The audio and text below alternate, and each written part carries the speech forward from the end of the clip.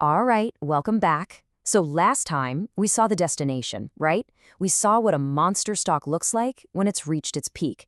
But the real question is, how do you get there? What's the map? Well, today, we're digging into the playbook that the greatest market operators have been using for decades. This is the good stuff. So how do you actually find these stocks that can literally change your life? I'll tell you one thing, it's not about having a crystal ball, it's about having a historical roadmap. See, the patterns of success, they've already been laid out for us by the biggest winners in history. Our job is just to learn how to read the map. And, this isn't some new thing. It's not tied to the latest tech boom or anything like that. This hunt for huge winners, it's a timeless pursuit. There's a clear legacy of success that stretches back, believe it or not, over a century. What's so wild about this is just how consistent it is. Look at this. Back in the 20s and 30s, you had legends like Baruch and Loeb finding monster moves in Chrysler.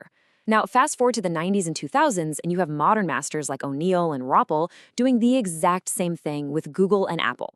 The names change, the markets change, but the patterns of these winning stocks, they really don't. Okay, but before we get totally carried away with all the excitement and potential here, we have to take a step back for a serious reality check. Because finding these stocks, as thrilling as it is incredibly hard. This is exactly why having a disciplined, proven method isn't just a nice to have, it's absolutely essential. So let's just ask the tough question head on. Let's say you do everything by the book. You follow the rules, you find the perfect setup, you execute your buy flawlessly. How often does that actually blossom into one of these massive, life-changing winners? And here's the stark, sobering answer. Only once or twice out of every 10 proper buys. That stat right there tells you everything. This is a game of discipline, not of being right all the time. Most of your best-laid plans won't turn into monsters, and that's precisely why having a proven method is non-negotiable. It's how you manage the other 8 or 9 trades correctly. And this brings us to what is maybe the single biggest trap in the market, the idea that you can predict what's going to happen next. It's a total myth. It's a siren song that has led countless investors straight onto the rocks. The goal is not to be a fortune teller. I mean, this quote from the source material just says it all perfectly. Staggering amounts of money have been lost trying to predict and beat the market.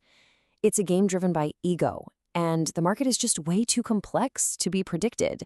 So what's the solution? We have to change the game we're playing. And this right here shows you that crucial shift in mindset. On the left, you've got the predictor's game. It's all about guessing, forecasting, trying to outsmart everyone. It is a losing proposition, period. But on the right, that's the hunter's method. This isn't about guessing, it's about evidence, about recognizing historical patterns, and about following the market's lead instead of trying to fight it. So if the answer isn't a crystal ball, what is it? What is this map we keep talking about? Well, the absolute best way to think about it is like a highly detailed historical flight manual. And this metaphor is just perfect. Think about it. A flight manual doesn't predict which specific plane is going to fly the highest tomorrow. Of course not. What it does is give you the exact blueprint.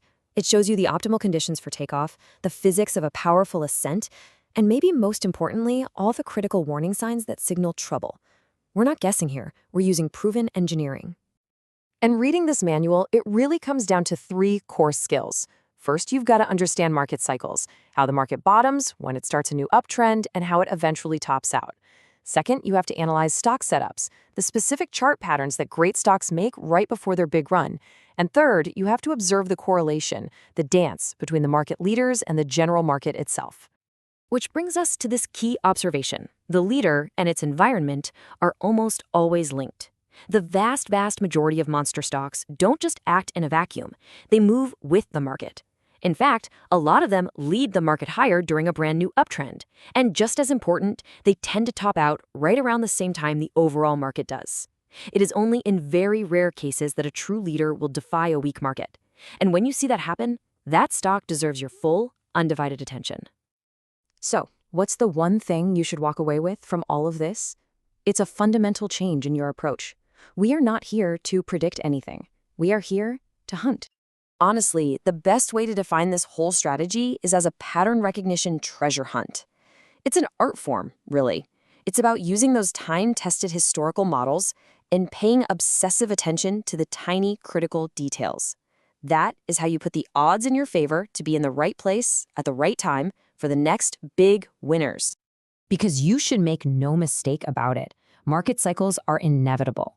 Market bottoms always lead to new uptrends, and those new uptrends always give birth to the next generation of monster stocks. The opportunities are coming. So the only question that really matters is the one right here on your screen. Will your map be ready?